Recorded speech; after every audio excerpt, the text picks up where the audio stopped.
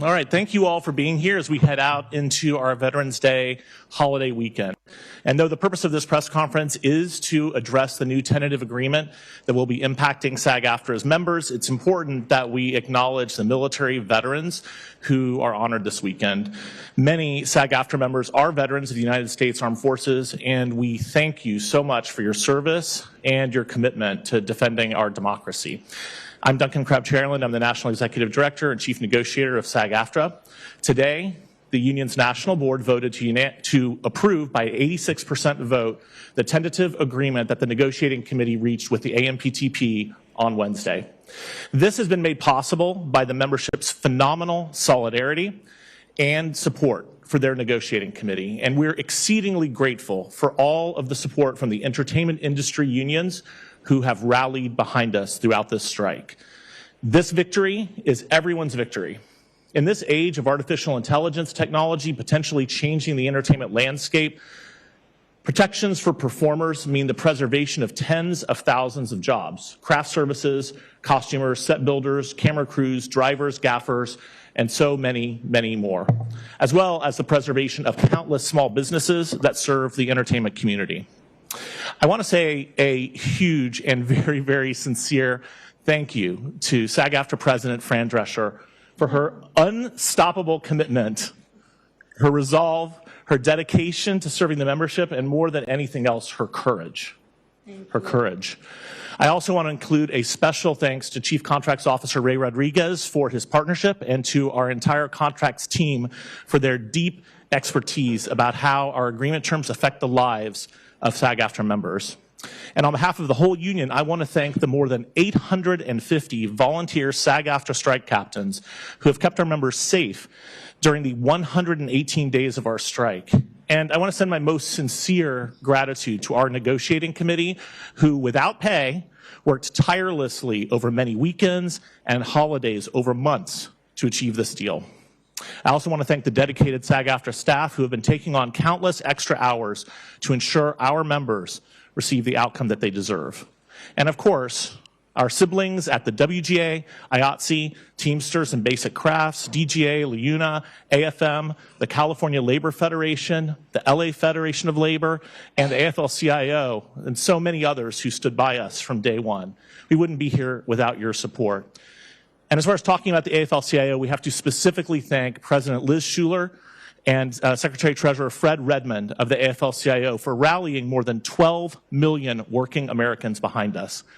And I also want to thank the International Federation of Actors and our allies in the dozens of performer unions across the globe. We told you that this was a global fight, and you answered the call. From London to Uruguay, Mumbai, and beyond, you were there for SAG-AFTRA's members. Our members will soon vote on whether to ratify this new agreement. While the gains acquired in these new contracts will keep the motion picture industry sustainable as a profession for working class performers, they also serve as a reminder of what can be achieved through collective action and worker solidarity. What SAG-AFTRA members accomplished can and should be achieved by workers across all industries. Among the gains members will enjoy in this new contract cycle are: 1, more than $1 billion in new wages and benefit plan funding. A streaming participation bonus for performers who work on shows in streaming that become successful. Minimum compensation increases that break the so-called industry pattern and help our members keep up with the harm that's been caused by inflation. And for the first time, consent, informed consent, and fair compensation guardrails will be in place around the use of artificial intelligence in our industry. We'll have increased pension and health caps that will channel more value into our benefit plans and funds. And we have critical new protections that are put in place for diverse communities.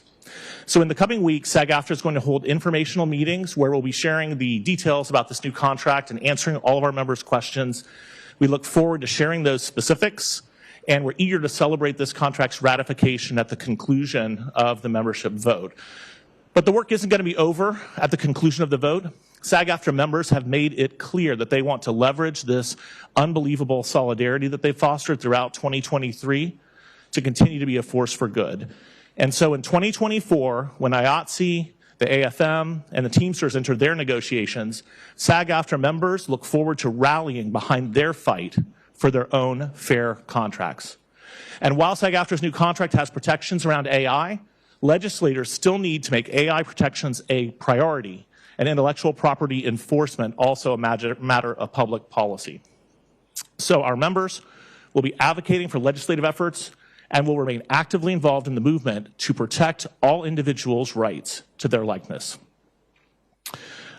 I've never been prouder of our SAG-AFTRA community and the impressive and unbelievable momentum that we've all generated together. Let's keep this going. I look forward to seeing what we can all accomplish together in the months ahead. So thank you very much, and I will turn the microphone over to SAG-AFTRA President Fran Drescher. Thank you so much. Duncan, I just want to say that we started this journey together 2.5 years ago, both for the first time in the roles that we play as leaders in this amazing union. And I am so honored to ride shotgun with you. It is just been an unbelievable experience. And way back before we started negotiations, we had lunch with Carol Lombardini, who said to me, he is without a doubt the smartest person in the room always. She recognized that. And having never been in a negotiating room with him, I experienced it firsthand, the things that he caught and made a point of right there in the room, changed the direction of the negotiations over and over again. Working with him is just sublime, and his partner Ray and the staff and our negotiating committee has just been incredible. I feel like it's very appropriate that we are on the eve of Veterans Day, because that is a community of service that sacrifices much on behalf of the greater good. And so it is with inspiration that we were able to move forward to do what we needed to accomplish. I also want to pay homage to my dear parents who taught me that the working middle class is the backbone of America, and that we all had to honor and respect the labor force of America and to never cross a picket line. When I started out as a working actress, I was very proud to be a member of SAG. I would get a job, and then when I qualified, I would go on unemployment. But when I went on unemployment and I had to fill out the government forms, we never really fit into that, because they would say, how far are you willing to travel to get to your job? And I'd write the ends of the earth. Or they'd say, what is, the least amount you are willing to accept for a salary? And I would write 0, or I would pay them. So they knew that I would rather be working than be on unemployment. And that was the God's honest truth, as I can honestly say, for everybody in our union. But what comes with that is the realization that our employers know that too. And so the enticement to take advantage of that willingness to work prevails. And it is for that reason that this group of wonderful performers needs to have a union to protect them, because they might not say no to something. They rely on us to do that for them. And that's why many, many, many years ago, Bela Lugosi, in his Dracula costume, stood outside of the gates of the studio, passing pamphlets to actors saying, we are workers, we are American workers, and we need to unionize so that we can have the protections that are entitled to all workers in America. You know, when I decided to run for president 2.5 years ago, and then more recently, it was because I felt a gratitude to my union, and I wanted to be of service too.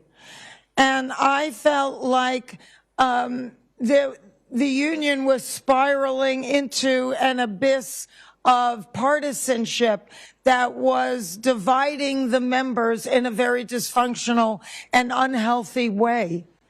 And that is not the way to be strong as a union. It's antithetical to that. And we see it on a macro level in our nation too. When we fight each other because of partisanship, then somebody wins, but it's not us. And that is as old as time. The Romans invented it. It's called divide and conquer.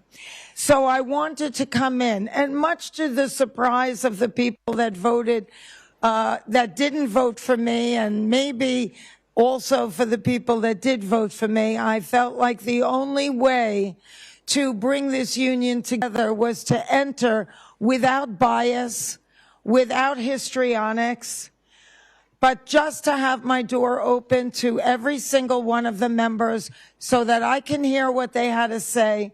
And what came out of that was a beginning of trust. And it was what I call the Fran plan. And the secret sauce is time and patience. So when it was time to assemble the negotiating committee, I put together a group of people who were experienced people, very smart people, people that had been in all different negotiations in the past, people that were new with fresh ideas and understanding, people that had great passion for their communities.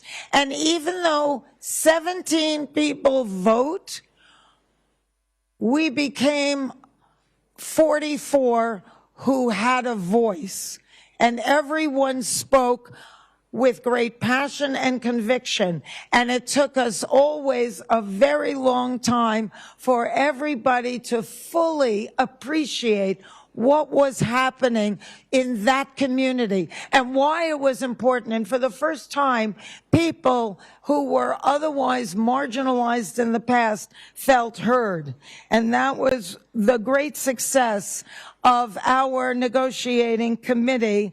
And so we started to come together as a family. People that were completely at odds from another time came together. And for me, the whole thing, the weight of it all was extremely stressful. I, many times had to stay home on Zoom and, lead in my bathrobe because it was just so stressful.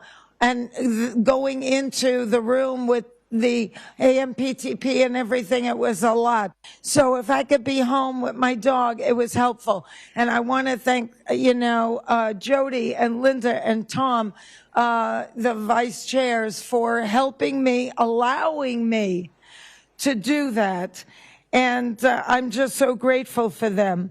As you know, I'm a systems analyst daughter. And so very early on during our plenary, I recognized that there was a disconnect between the new streaming platform and the contract that we were working on. And I felt there was no way that anything about this contract was going to really make a significant difference in the lives of our members who were working on the streaming platform.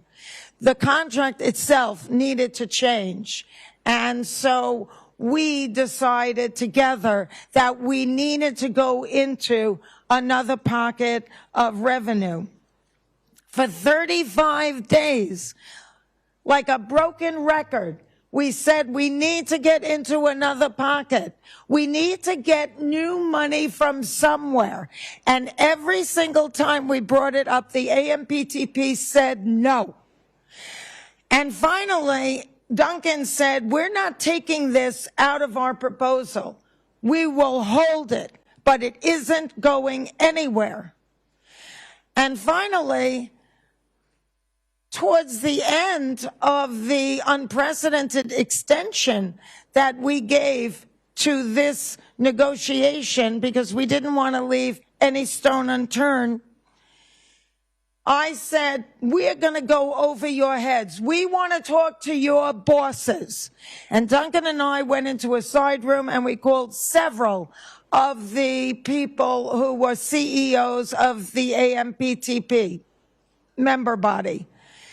And we explained to them that we needed another source of revenue because the people that were working in the streaming platforms didn't have the tail of earnings that they did in linear television. And it was making their lives very difficult to remain a working actor. And somehow they had to accommodate us. And we said to them then, it did not matter the mechanism. It didn't even matter the amount. What mattered was that we got into a new pocket. Well, they said no. And so we had to go on strike. But we're hoping that we would be able to keep talking. So on July 14th, our unprecedented amount of strike authorization votes was exercised, and our national board gave us the okay to move forward with the strike. And from July 14th to October 3rd, we never heard from the AMPTP. We went to the press and said, why? What are they doing? What are they waiting for? Are they trying to smoke us out? Well, honey, I quit smoking a long time ago. So I think that they realized that they were facing a new kind of leadership in me and Duncan. And we deflected their intimidation tactics. They had to acknowledge that we were demanding respect. And so the idea of a revenue share, we kept going back to it. Okay, you don't like the 2%. What about 1%? Okay, you don't think you can do that. It's a bridge too far. What about the 57-cent postage stamp concept where we get that per subscriber per year? No. But what happened was they needed to meet the moment. They heard that something had to be done or this was not going to end well. So they worked internally to come up with some kind of a modality that worked for all the different AMPTP members who were currently either fully entrenched in streaming or dabbling in streaming, but somehow they came together with a model that they offered to the WGA, which was accepted by them. We knew that that wasn't going to accomplish what we needed to accomplish. But as my Buddhist wisdom teaches me, the tallest of the bamboo trees are able to lean the farthest. And so I had to wrap my mind around the fact that we needed to make this work if we were going to get into another pocket. And I'm a girl from Flushing, so to me, money's money. It's just as green wherever it comes from. Hand it over. So when Duncan and Ray came up with the fund concept, which would allow us to use their mechanism to put the money into our fund so that we could distribute it with a wider net and benefit more. That was the thing that needed to happen. And, you know, AI was also a deal breaker. If we didn't get that package, then what are we doing? We're not really able to protect our members in the way that they needed to be protected. Because in the world of AI, 3 months is equivalent to a year. So if we didn't get those barricades, what would it be in 3 years or 2.5 years? It would be so far out of our grasp, we would always be chasing something, but never quite get it. So those two things at one of the last meetings that we were all in together was made important to them. And then Duncan also, in a sidebar with Carol, said, please listen carefully. We must get the fund and we must get the AI. And even though we were not talking about money anymore, at that point, the money had passed the $1 billion mark, the largest deal in our industry history. And they already broke pattern. And our lowest paid was getting the 11% minimum increase that we had wanted from the beginning. And the performers were offered 7%, which broke pattern. And over again, there were things that we were achieving. But the fund and the last piece of AI still was outstanding. So, and when they used the press and said that, oh, we gave them $1 billion.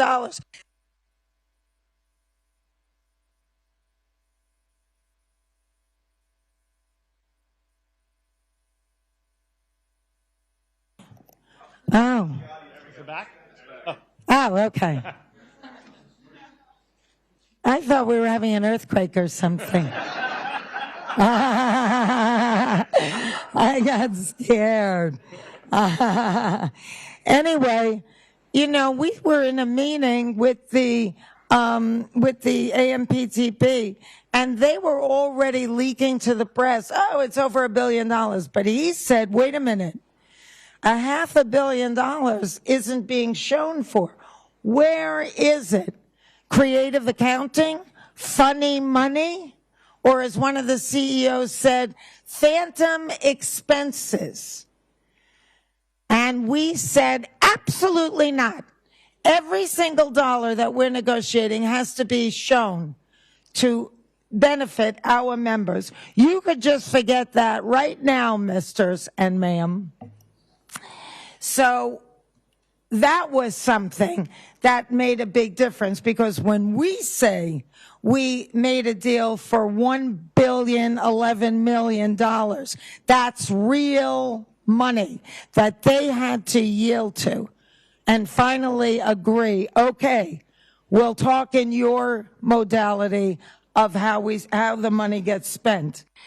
So many things, you know, were developing and good things were happening, but still those two things were outstanding. We got things that we never got before, like performance capture is now in the contract where it never was. New regulations for members when it comes to auditioning and interviews, because there was also it was like a wild thing that happened that just accelerated over COVID, with them asking our members to do everything when they have to have an audition and an interview. And so barricades had to be put on that, and new regulations had to be set. Over and over, blank pages filled with language.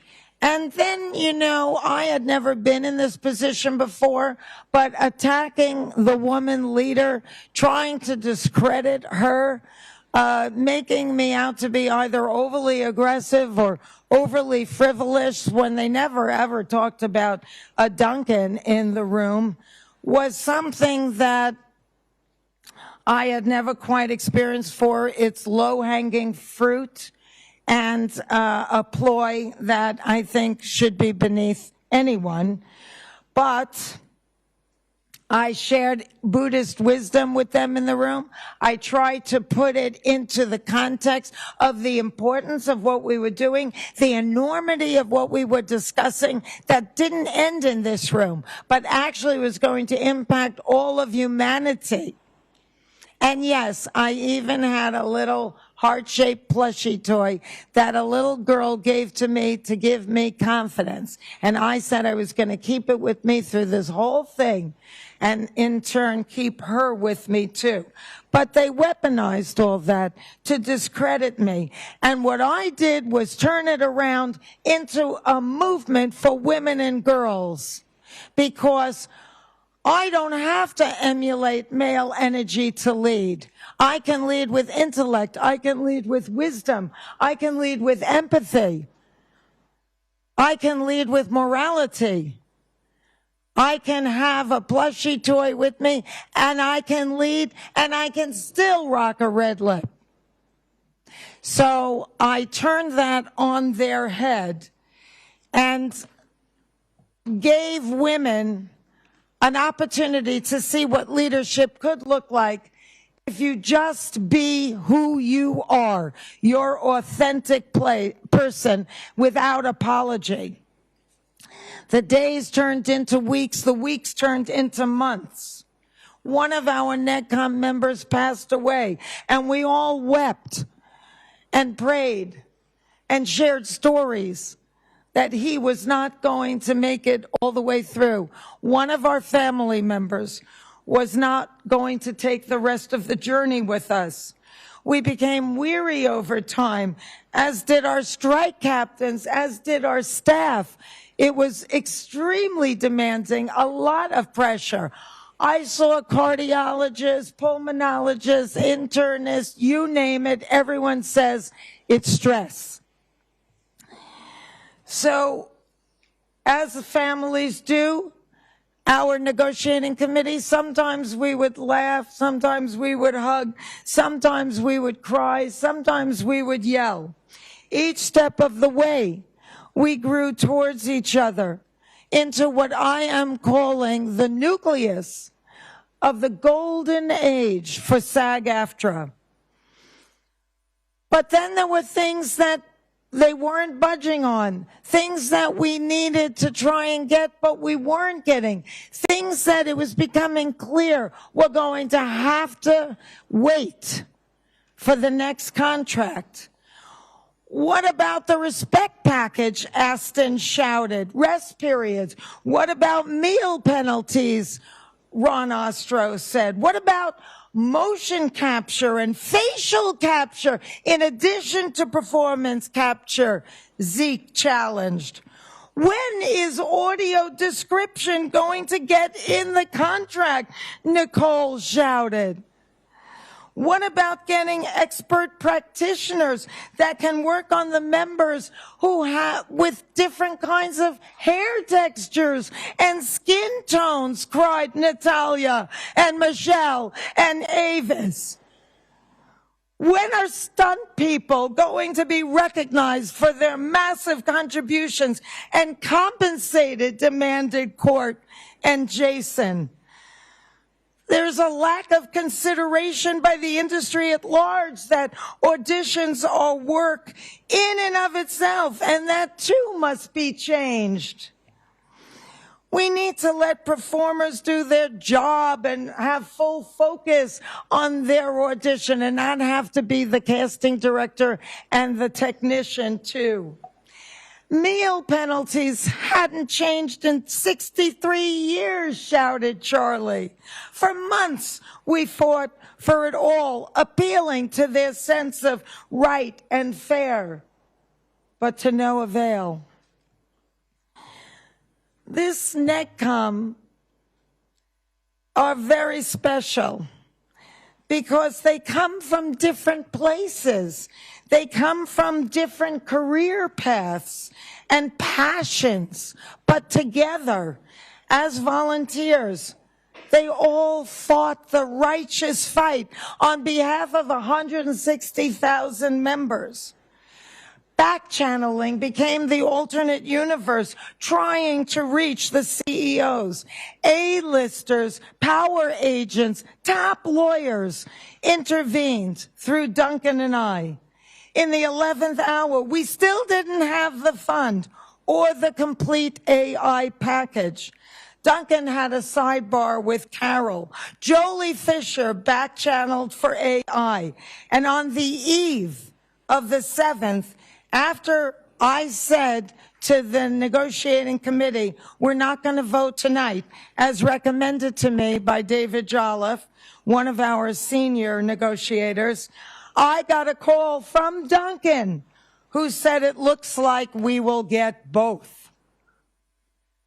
But to get the fund, we had to agree to a 75-25 split, which meant that 75% of the money would go to the members who were on those shows, which met the criteria that the AMPTP set, which frankly is a thimble worth of shows on these platforms.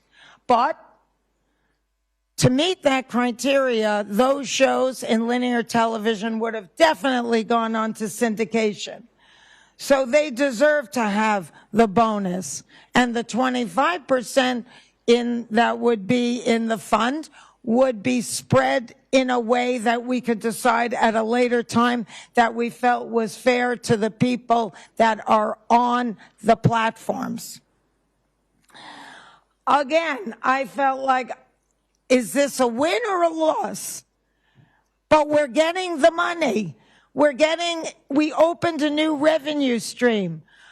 It's what we said in the beginning to them. It didn't matter the mechanism. It didn't matter the amount. What mattered was that we got into another pocket. And we did.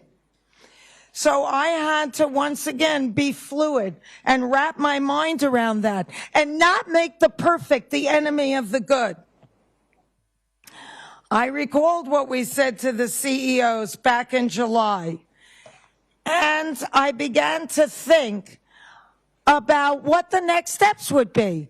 We open up this new stream of revenue. We write language on a page that was now blank. And maybe next time it won't be what shows get 20% of the audience. Maybe it'll be 10%, so more shows will qualify. Maybe it won't be 100%. Maybe it'll be 125%. So the people that are not in those shows can share more for more. And suddenly I started to get my mojo back. I started to think and realize this is an ongoing living thing, a contract. And we're not over. We're only just beginning. But get it on the page, get that language, get into that pocket, and let's go, baby. So that was a woo.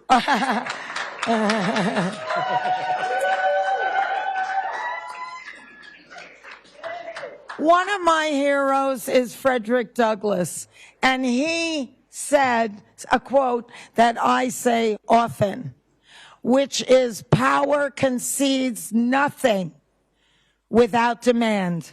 It never has, and it never will.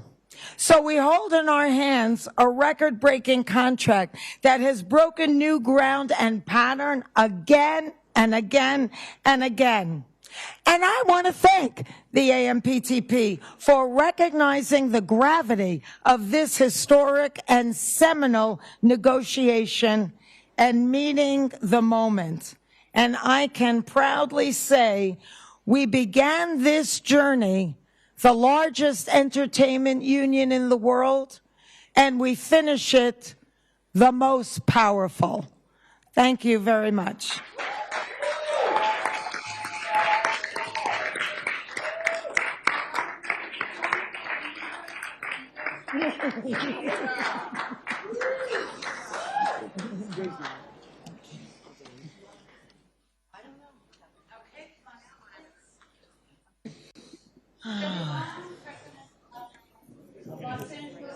Can we just do this thing? Yep. Okay. All right.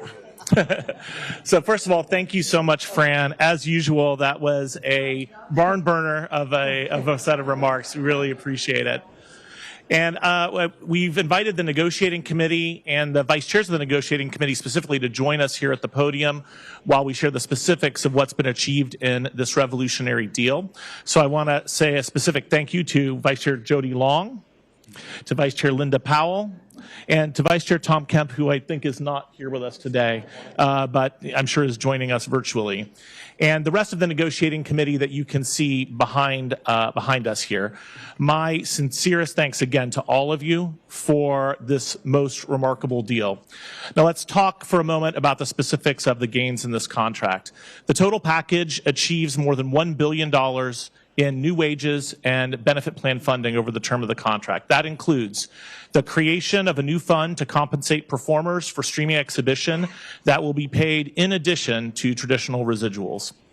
Background actor wage increase of 11% effective immediately under the contract, along with an additional 4% increase effective July 1st of next year, and another 3.5% increase effective July 1st of 2025, meaning a two-stepped increase in the first year of this contract.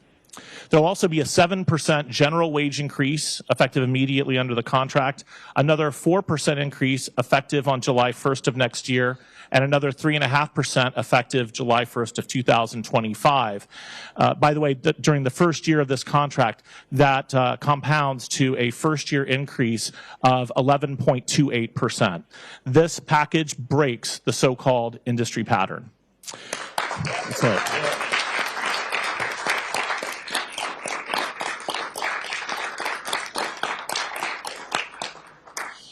We'll also be increasing the number of covered positions for background actors in the West Coast zones to finally equal the East Coast zones. This is a first.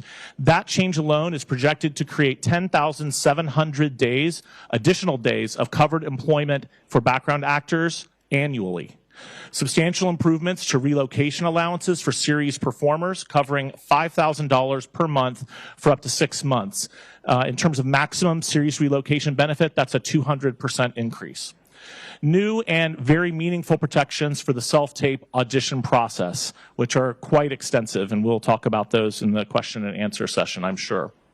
We'll have new terms to ensure that sets have proper hair and makeup services for all performers, including those who have diverse and textured hair and complexions. We have informed consent, and fair compensation for the creation and use of digital replicas of our members, whether living or deceased, whether created on set or licensed from a third party for use. We have increases to the benefit plan contribution caps for episodic work that we expect to generate more than $180 million additional dollars to the benefit plans over the term of this contract. We have language explicitly covering performance capture work for the first time. That's right. We have outsized gains to the traditional formulas for high-budget streaming video on-demand residuals, including substantial increases in the compensation for foreign exhibition and increases to the residual ceilings. We have new minimums established by applying television terms for high-budget, made-for-advertiser-supported video on-demand programming. We have, for the first time ever, a requirement to engage intimacy coordinators for scenes involving nudity or simulated sex. That's right, a long time coming. That's right. We have new fixed residuals eligibility for stunt coordinators and the achievement of outsized increases for stunt coordinators working under flat deal minimums in television, bringing them closer to equivalency with the flat deal minimums for stunt coordinators working in theatrical motion pictures. We have substantial increases to compensation for Schedule F performers. We have the application of major role terms to high-budget SVOD and the first season of made-for-pay TV series. We have increased transparency that includes limitations, a separate writer, and a separate check requirement, and required higher compensation for anyone who's going to have advance payment of residuals for television and new media productions. We finally, yes, that's a big one. We have doubling pay for singers who dance and for dancers who sing, so that they will no longer be expected to do the other specialty without getting additional compensation for that. We are extremely proud of what we've advocated for and won in this new contract. And I personally am extremely proud of our president and our negotiating committee and our members who have stood strong to create this change. And for any of our members watching this right now, please keep an eye out for voting instructions from us, because this is going out for ratification to the members, and we are eager to have the opportunity to talk to you, to share this information with you so that you can cast an informed vote in our upcoming ratification ballot. So Pam, can I turn it back over to you? You can. Where are you? Oh, there you are. Okay.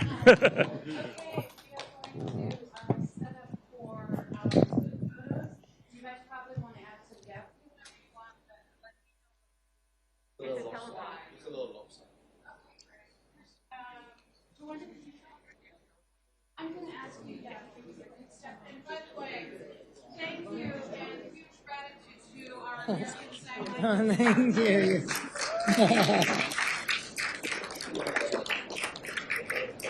He's going to drop there, yes. He's going to drop. He's dropping the 500 pounds. Give us 2 minutes. We will do this shortly. And then we'll give you small shots. Cheryl, good job, Dan. Someone lost a parking ticket.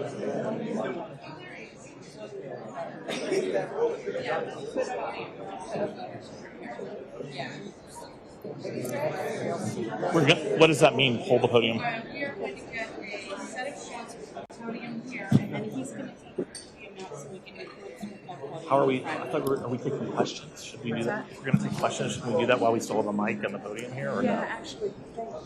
Okay.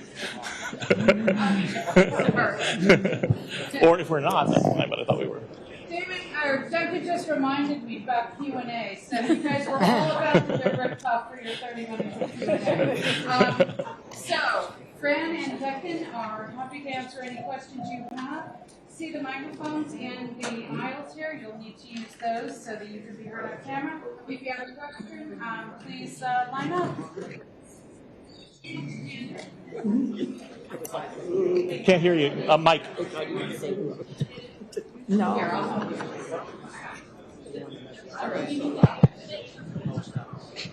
Union rules, I have to let union staff do. All right, do we have Mike? Great. Thank you. Thank you, Fran and Duncan, for the presentation. Thank you, everybody. If either of you could, and I'm Jonathan Handel, writing for Puck. And if you could talk a little more about the AI guardrails and terms and provisions that you obtained, that would be interesting and helpful. Sure. Well, so first of all, I guess what I would say is we started this negotiation with a very clear sense of what our members wanted and needed in terms of protections in AI, and that was informed consent and fair compensation. And so when we release the full description of this, what you'll see is that there is a requirement for informed consent for the creation of any kind of digital replica of a performer or background actor. There is a requirement that consent be obtained in the event there's going to be subsequent use of that digital replica. And with the sole exception of multi-picture deals, that consent can't be obtained at the front end. It has to be obtained at the time of use. Also, I want to note, when we talk about informed consent, what that means is the contract will require a reasonably specific description of the intended use of the digital replica, which means it can't just be a boilerplate sentence that says, I give away the rights to use this replica in perpetuity throughout the universe, et cetera, et cetera. It has to be a specific description of what the intended use is so that the performer can make an informed decision about whether they want to agree to that or not. In terms of compensation, there's a specific standard for that compensation. It depends upon what type of digital replica it is. For an employment-based digital replica, that standard is an equivalency to the amount of work that would have been done by the actor themselves if they had done that same type of work that the digital replica is being used for. In the case of a independently created digital replica, like one that's being licensed from a third party, let's say, for example, that's going to be a negotiable amount. And I do want to mention, because I made a specific comment about it in the press conference back on July 14th, standing right in this very spot, about the question of what happens with background actors and their right of consent to the use of digital replicas. And just so that our background community knows this contract protects background performers from any use of their digital replica without their consent. This contract assures background actors that the positions that are called for to be covered work under our contract, actual background actors are hired and they are not replaced with digital replicas for that work. And it also ensures that no use of a digital replica can be used to evade engagement and payment of a background actor under this contract. So our background actors are protected in our AI provisions. And the last thing I want to mention about the AI provisions, and Fran mentioned this, referenced this in her remarks, is up until the very end, we were engaged in a very serious fight with the companies over what was going to happen with respect to the use of generative AI to create what we call synthetic fake performers. And what the result of that is that, number one, we have a provision that requires the companies to get the consent of performers whose facial features are used as part of the creation of such a synthetic, even if it's more than one performer, even if it's only a part of those recognizable facial features. Number two, the companies are obligated to give us notice anytime that they use generative AI to create a synthetic fake performer, so we'll know about it. And number three, the union has the right to bargain over compensation on behalf of those people in the event that the companies create any kind of synthetic fake performer. So that was the piece that ultimately came together on the very last day, on day 118 of the strike. And with that piece added to everything else I mentioned, we feel that there is a robust and comprehensive set of protections for our members against the implementation of AI in the industry. It allows the industry to go forward. It does not block AI, but it makes sure that performers are protected, their rights to consent are protected, their rights to fair compensation, and their rights to employment are protected. Thanks, Duncan. Thank you. All right, and we have Katie. Krista, hi. Hi, Duncan. Good to hi. Good to see you again. Congratulations. So I just wanted to check our math. So is it 10 of the 66 board members voted no? And can you kind of speak to their concerns? Sure. Well, first of all, this may be a bit more governance nerd wisdom than anybody here wants, but our board works on a weighted voting system. So by the result, you cannot tell without knowing more how many people it actually reflects, because it's a weighted vote that represents the balance of membership around the country. And it's a system that's designed to ensure voices are present in the room, even regardless of what the number of members are in that particular geographic area. So I don't actually know off the top of my head what number of people that represents, but you can tell based on the percentage of the vote, that's the representation of the underlying membership that's reflected there. And I now have somehow forgotten the second part of your question. Just if you could kind of speak to maybe some of their concerns. Well, I mean, I think that everyone I mean, Fran even mentioned it in her remarks. Yeah. You know, there are things that we wanted to get in this negotiation we weren't able to achieve. Now, having been the chief negotiator of a lot of other contracts before this one, I can tell you that is normal for any negotiation. I mean, that's what negotiation is about. It's a give and take process. It's not a process where one side comes in and just gets everything that's on their list. Having said that, we put forward, this committee standing behind me and our national board put forward the most aggressive proposal package I think we've ever seen in this contract, and we fought hard for everything in that package. We knew from day one we weren't going to get everything that we put on the table, but we also knew there were some things that we could not make a deal without, such as the AI protections we just talked about, and some other things too. So I think there are probably some members of the board who feel that in certain areas they wanted to see more out of the result, or there was some specific piece that for them didn't quite hit the mark. But the fact of the matter is that we, I think, collectively feel that this deal was made at the moment it should have been made. It was made at the point of peak leverage for SAG-AFTRA and our members. It is a deal that reflects the absolute best that could be achieved in this negotiation, and it's a deal that serves our members well and that protects them from the things that they most need protection against. And so, but this is a democracy, and in a democracy, everybody has the right to speak their mind, and everybody has a right to have their opinion, and that's fine. And so the majority, or in this case, the super majority, prevails. And I told them to vote their heart, that this shouldn't be political, and no pressure with Drescher. Thank you, guys. Thanks. Duncan, I have two questions. One is very quick, which when are we going to see the ratification vote begin? How is it going to be conducted, and when will it end? So the ratification vote will start on Tuesday. It will end, I believe, the first week of December. I don't have the exact date in my mind right now. And it will include web-based and live in-person meetings with our members to tell them all about the deal and answer any questions that they may have. Obviously, there'll be materials available online for our members.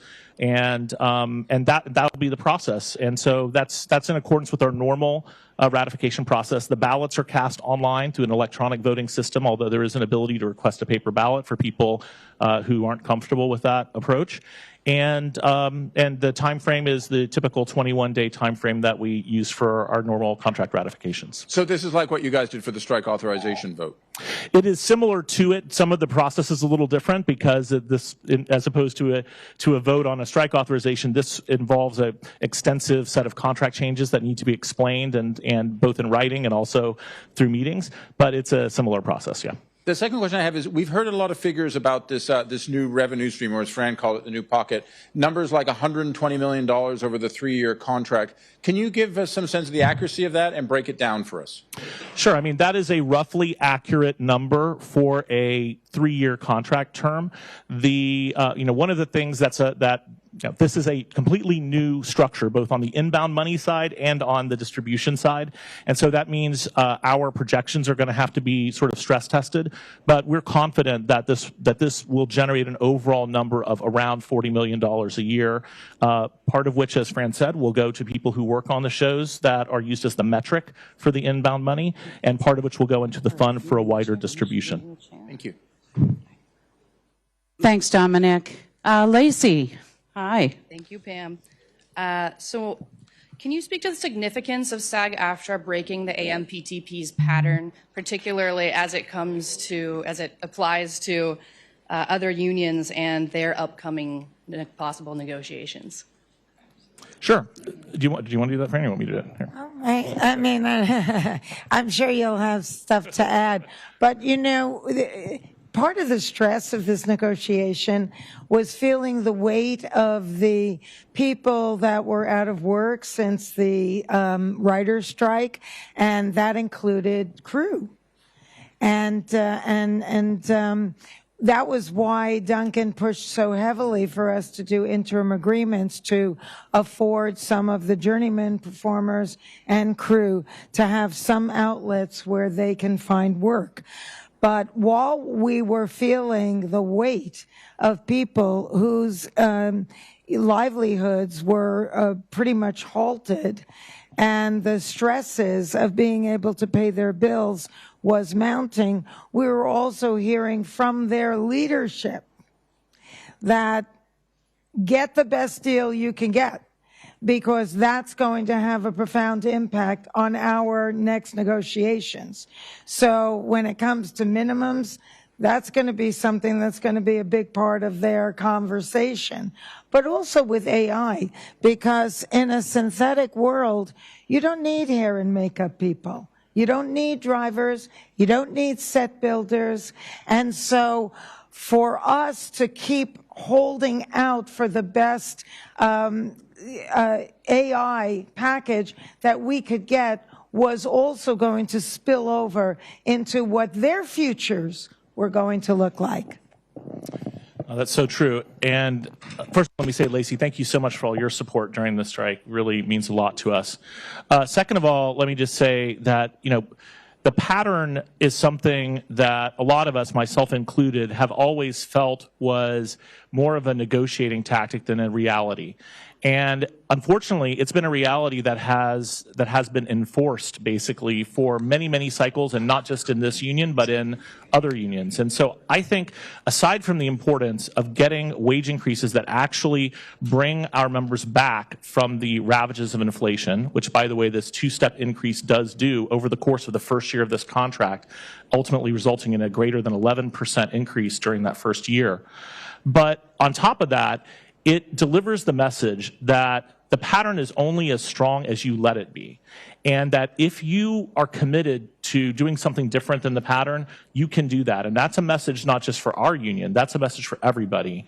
And I hope that that will help. I hope that will help our sibling unions in their negotiations in the coming year and beyond to feel like they can stand up to the idea of a pattern and they can fight for what their members need. Thanks, Lacey. Margaret. Thank you so much, Duncan and Fran. Couple questions. First off, can actors go back to work right now while waiting on the deal to be ratified? That's number one. Yes, absolutely, they can, and in fact, some have already. Wonderful.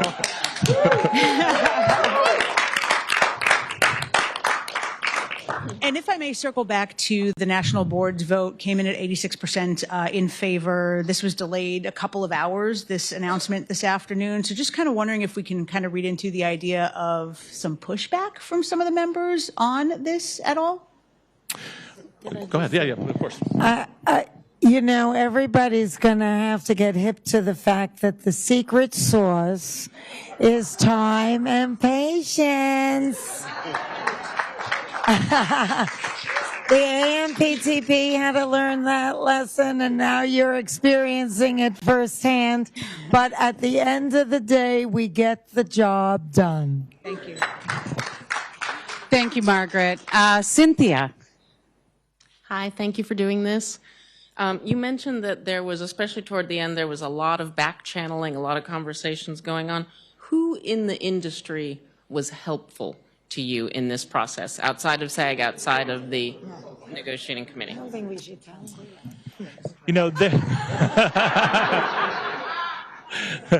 Well, I guess we could respond to that first of all saying, Cynthia, who were your sources for all of the great articles that you all wrote? I'll never tell. I know you won't. I know you won't.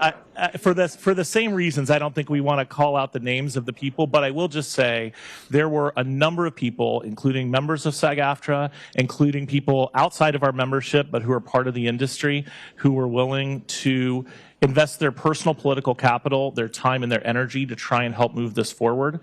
And, some of that became public during the process. A lot of it did not. And ultimately, I think everyone who did that out of a genuine intention to try and help us make the right deal and bring the industry back to work. And so I guess what I would just say is they know who they are, and they know that they have our real appreciation for everything they did. Can I ask one more? In terms of the CEOs that did eventually engage and were in the room from you, were there any bridges built? Do you feel like, Fran or Duncan, did you feel like you made a connection that could be important for next time? Well, I have to say, in spite of the way that there was some kind of extreme contentiousness in the room, that really wasn't the case.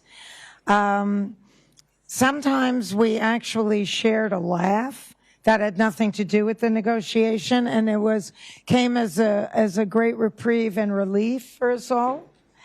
Sometimes we would talk about, the shows that we're all enjoying on the streaming platforms. I said to Ted, don't ever take off the Great British Baking Show. And he said, we never will. In fact, when we finally, decided on that we were going to pass without objection in the room, I thought to myself, this must feel like what it feels like to get that cake plate. But I think that there was whatever was anticipated or expected, whatever they were used to, whatever they thought or we were expecting, I think ultimately we both, they learned that we were not going to be pushovers, that we weren't able to be intimidated. Sometimes, it's like, well, we're out of here. And it's like, hey, dial it down. Time for a Buddhist wisdom. I think that gives you a lot of flavor. Thanks, Cynthia. A lot of flavor to that experience. But I would say also, first of all, I think it is, we should note that there were several of the meetings that we had by Zoom where more than just the so-called Gang of Four attended. We had several meetings where CEOs or their designees from every one of the major AMPTP companies were part of it, and that was appreciated as well.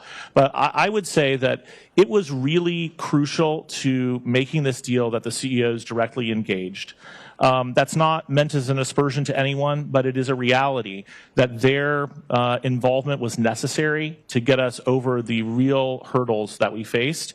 And I give them a lot of credit, especially the four of them who were willing to take the time out of their schedule to come in person, to spend a number of days here in our office, which is definitely a first, and to directly engage so that we could get this deal done ultimately. Would we have liked it to be done sooner? I know I would have, but I think their involvement ended up being essential to finding the path to this deal. Thanks, Duncan. Jeremy? I just wanted to see if you could elaborate on something that Fran mentioned about how at the 11th hour you weren't sure if you're going to have the full stream package you wanted, the full AI package you wanted, and then Duncan called and said that you're going to get it. Could you just elaborate a little bit more about what was in the final package that we're going to see that wasn't in what the studio said was their best, last, and final offer? What was the bridge between that on Saturday and then the final thing that you guys got? Well, the two things were what Fran referenced. Number one was a real firm commitment to creating the fund and to putting money into it. And so that was something that was it was on the table, but in a non-committed sort of way prior to that moment. And our position was it had to be a firm commitment.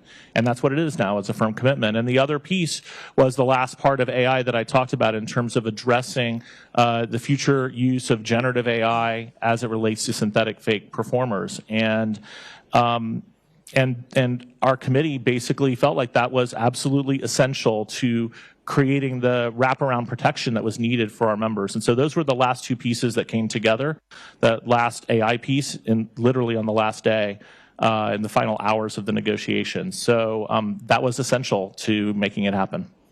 And I just want to also add to that, when we had the meeting with all of the AMPTP members where we were told that this is their best, last, final, at that meeting, I expressed that I think we have some deal breakers. So you have to understand, I know what those three words mean, but best, last, final comes when we resolve this, that, and the other. Joe? Hey, this might be the best, last, final question.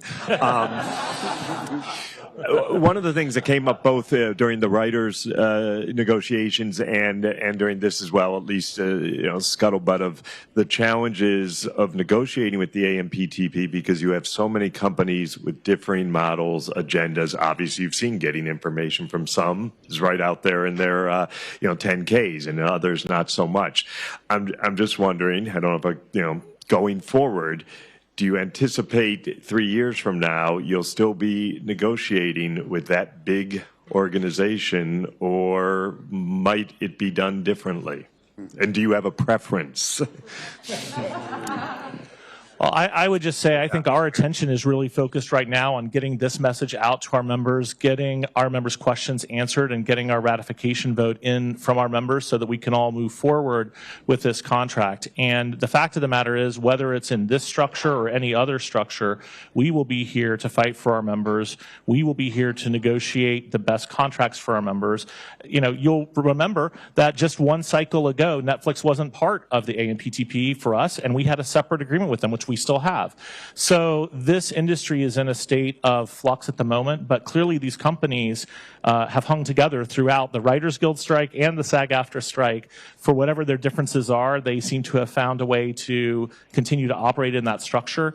And I guess we will see what they ultimately choose to do. But from our perspective, at least from my perspective, I'm less concerned about what they choose to do and more concerned about what our members need us to accomplish. And as I hope it has been adequately proved this time around, we will do what it takes to make sure our members are treated fairly, with respect, and are protected.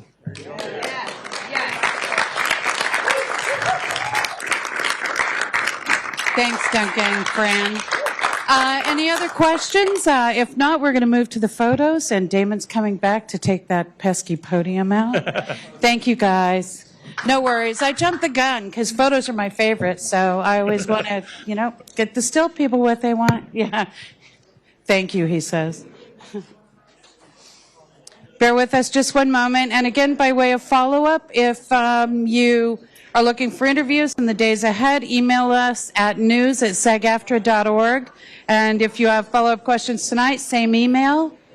And look for the summary probably no later than Monday morning. Oh, so it's not. No, not the full summary. Which is, you're going to get what he gave today, press release and the key points.